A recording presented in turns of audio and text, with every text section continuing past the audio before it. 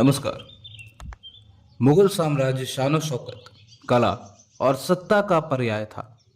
पर क्या आप जानते हैं कि ये साम्राज्य कैसे धीरे धीरे कमजोर पड़ता गया और आखिरकार ढह कर रह गया। इस साम्राज्य ने अपने चरम पर अकबर, जहांगीर, शाहजहां और औरंगजेब जैसे शासक देखे, मगर इसका पतन औरंगजेब के समय से ही शुरू हो गया था। और उसके बाद आने वाले शासकों ने आपसी राजनीति, विलासिता से पूर्ण जीवन और लड़ाई में मुगल साम्राज्य को पूरी तरह से घुटने टिकवा दिए और 1857 में इस साम्राज्य का अंत हो गया।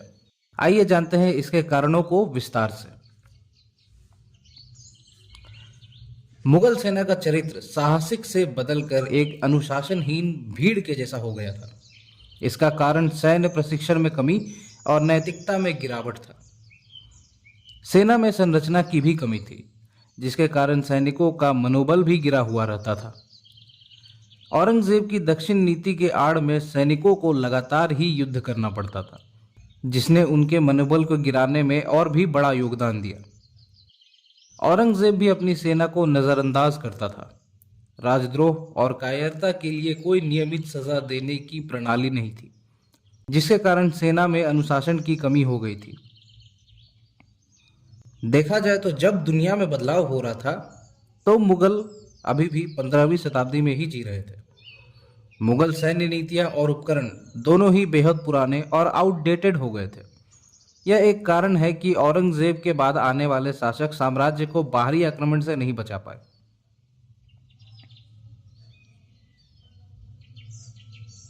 मुगल अपने अधिकारियों और प्रभावशाली लोगों को नगद देने के बजाय कुछ क्षेत्र सौंप देते थे, जिन्हें जागीर कहा जाता था, और वो लोग वहां से टैक्स कलेक्ट कर सकते थे। इसे जागीरदारी प्रथा कहते हैं। औरंगजेब के समय में बड़ी मात्रा में जागीर भूमि को खालिसा भूमि में बदल दिया गया। दूसरी ओर नए मनसबदारों की नियुक्ति जारी रही। इसने एक ऐसी स्थिति खड़ी कर दी जिससे निकल पाना बड़ा ही मुश्किल था। क्षेत्रीय प्रशासन भी कमजोर पड़ने लगा।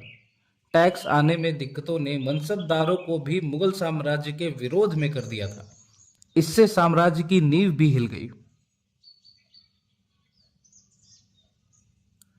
शाहजहां ने भव्य इमारतों को बनवाना शुरू किया और इस चक्कर में कर की दरों को 50% तक कर दिया था, मतलब उत्पाद का आधा।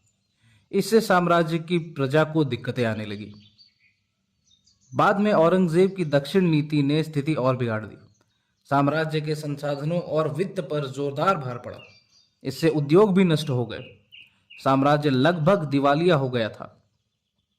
युद्ध में सेना के आने जाने से फसलें नष्ट हो गई और किसान भी ये सब देखकर खेती बाड़ी से हार मान गए और लूट मार मचाने लगे। इससे टैक्स सिस्टम पर एक गहरा झटका लगा और यह साम्राज्य की अर्थव्यवस्था पर एक गहरी चोट थी।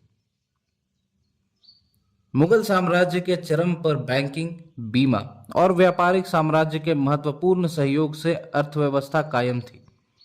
औरंगजेब के बाद के शासकों को देखकर ये सारे उद्योग दूसरे प्रांतों में चले गए, जहां ज्यादा स्टेबिलिटी थी, स्थायित्व था।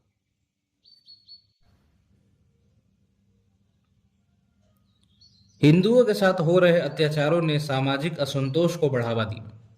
जहां पूर्व शासकों ने रिलीजियस टॉलरेंस यानी धार्मिक सहिष्णुता की नीति अपनाई थी, वहीं औरंगजेब ने कट्टरता की नीति अपनाते हुए असहिष्णुता और बर्बरता का परिचय दिया। जिजिया टैक्स को आरोपित कर दिया गया था। इससे न केवल हिंदू साम्राज्य के विरुद्ध हो गए, बल्कि सारे गैर मुसलमान साम्राज्य के खिलाफ हो गए थे। ऐसा कहा जा सकता है कि औरंगजेब ने अपनी गैर मुस्लिम प्रजा की भावनाओं को समझने से इनकार कर दिया था।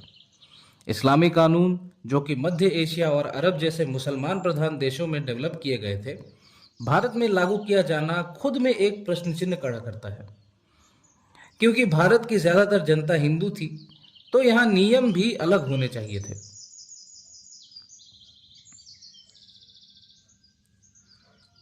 सत्रह में नादिर शाह ने भारत पर आक्रमण कर दिया। उसे पता था कि वो अपनी क्षेत्रीय विस्तार की नीति को भारत से पूरा कर सकता है, तो उसने एक कमजोर मुगल साम्राज्य को लूटा और दिल्ली को बर्बाद कर लूटमार मचाई और भारत से चला गया। इस घटना से यह स्पष्ट हो गया कि अब मुगल साम्राज्य में शक्ति नहीं बची है और धीरे धीरे 1857 तक साम्राज्य पूरी तरह से खत्म हो गए। तो हम ये देख पाते हैं कि किस तरह मुगल साम्राज्य ने आर्थिक, सामाजिक, धार्मिक और अन्य कारणों की वजह से घुटने टेक दिए। एक समय में एक प्रभावशाली साम्राज्य अयोग्य शासकों, खराब नीतियों और आंतरिक तनातनी का शिकार हो गया और धीरे धीरे जिस तरह दीमक लकड़ी को खोखला कर देते हैं उसी तरह खोखला होता चला गया और अंत में भारत से इसका अस्तित्व भी खत्म हो गया। इसी के साथ इस वीडियो में इतना ही। धन्यवाद।